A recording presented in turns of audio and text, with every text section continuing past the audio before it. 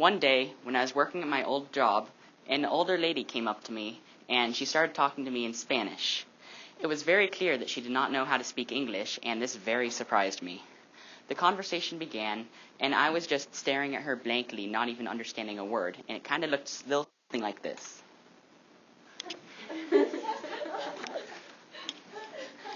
So I was eventually able to conjure up my sentences and eventually help her with what she wanted to order, but in the end it was a terribly awkward experience for me. And this also really opened my eyes for me. I have been taking Spanish classes for 3 years in high school, and I can't even take a basic conversation in Spanish. Living in Colorado for most of your lifetime, you will most likely encounter a situation like this at least once in your life. Can I have a show of hands? How many of you have ever had a situation where you've been unable to communicate with someone due to a language barrier? Well, even if you haven't been able to, if you plan on traveling anywhere in the world, if you go overseas or even into Mexico, you will undoubtedly encounter a language barrier at least once in your life. If you ever had tried to learn a language for fun, or even just because school required it to you, you may have been wondering, when will this ever apply to me? Well, the good news is, those Spanish classes you took in high school will most likely start applying very soon.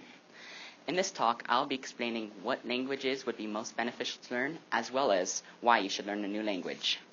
To begin to answer this question, we need to understand what makes a language beneficial. I asked some students in our school what they thought would be the most beneficial languages to learn. So the majority of them said that Spanish would be the most beneficial language to learn, while others said sign language or Chinese.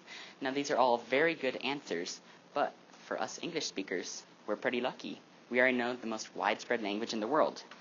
English has over 1.1 billion speakers worldwide and is one of the biggest languages in existence. English is also considered a worldwide language and is a standard language for international diplomatic relations, and that is known as the lingua franca. So, if we already know the most widespread language in the world, what else is there for us to learn? Well, you would need to decide on why you'd want to learn a language in the first place. And to begin to answer this, I also, on the survey, asked why would they want to learn a language? So the majority of these respondents said they wanted to learn language for its usefulness. Some said for fun and also for traveling. If you want to learn a language for fun, it really doesn't matter how many people speak the language, because it's just what language would apply to you most and what appeals to you most. But if you want to know what language would be most useful, you have to dig a little deeper.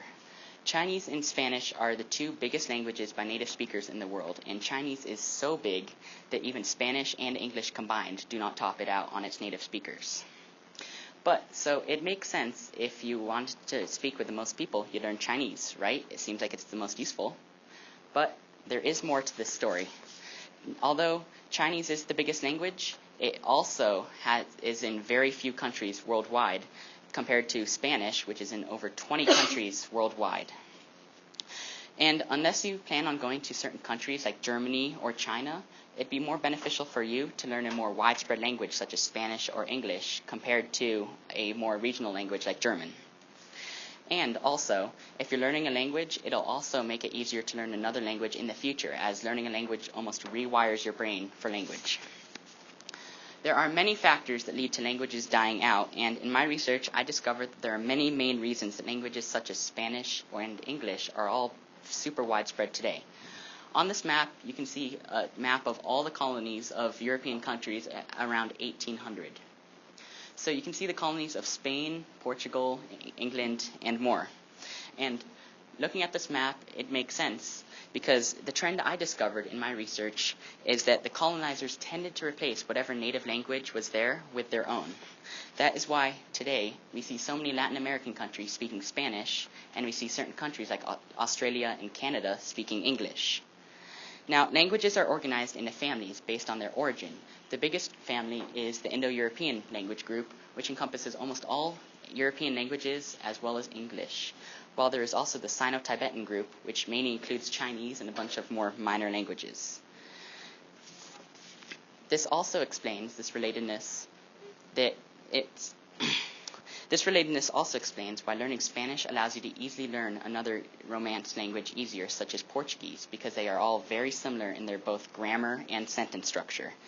So if you wanted to learn language, it would be most useful for you if you plan to stay in the Americas to learn Spanish, or English because those are the most widespread languages in these areas.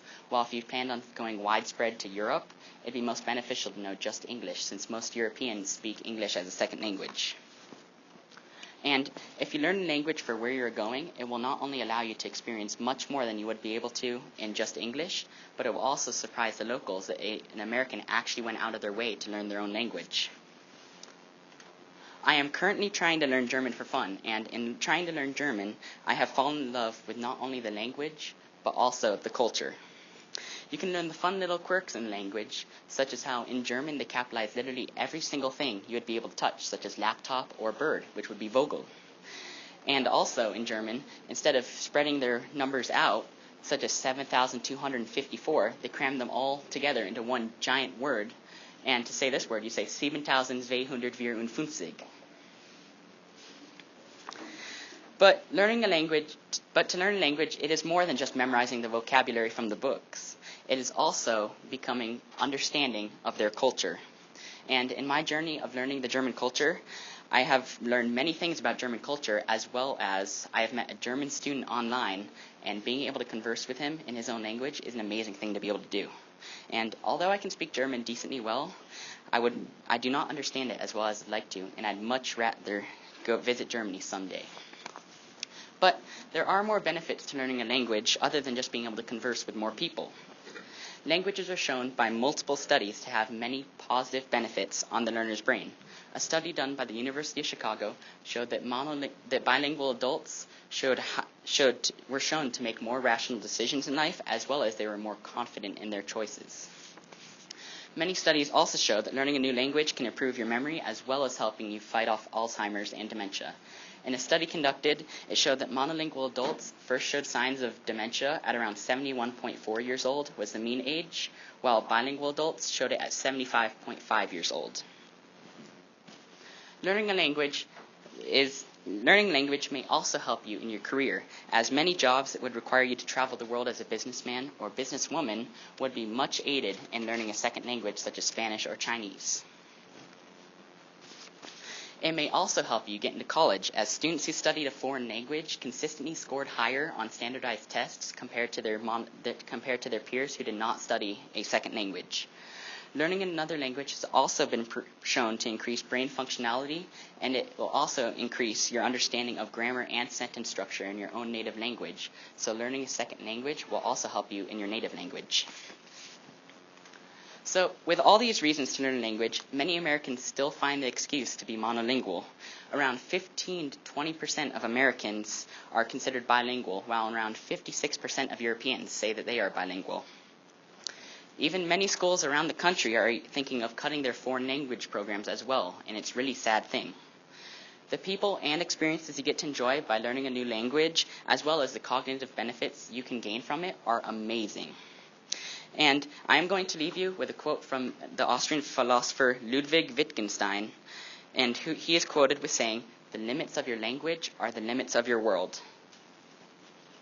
So get out there, learn a new language, and unlock a new part of your world. Thank you.